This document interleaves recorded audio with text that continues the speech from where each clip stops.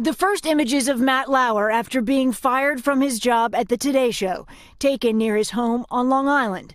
Early this morning, the former Star anchor released a statement, saying in part, "To the people I have hurt, I am truly sorry.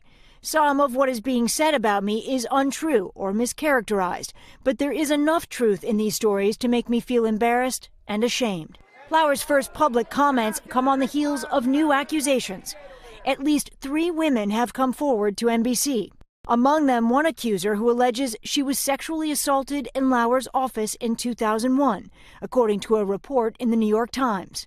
She told the paper she passed out during the incident and woke up on the floor of his office. She says Lauer had his assistant take her to a nurse. An NBC spokesperson would not comment on the details, citing privacy issues. Altogether, there may be as many as 6 accusers.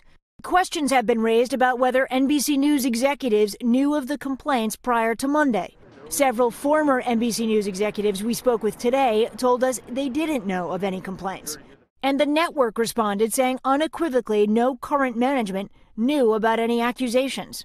The string of allegations, together with how swiftly Matt Lauer lost his anchor chair, have many wondering if this will change TV newsroom culture, especially after high-profile anchors at CBS News and Fox News have also been fired. The curtain's being pulled back.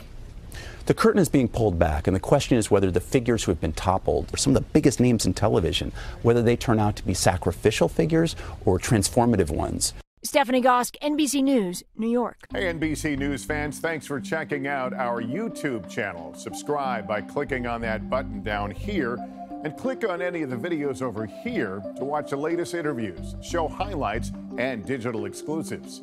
Thanks for watching.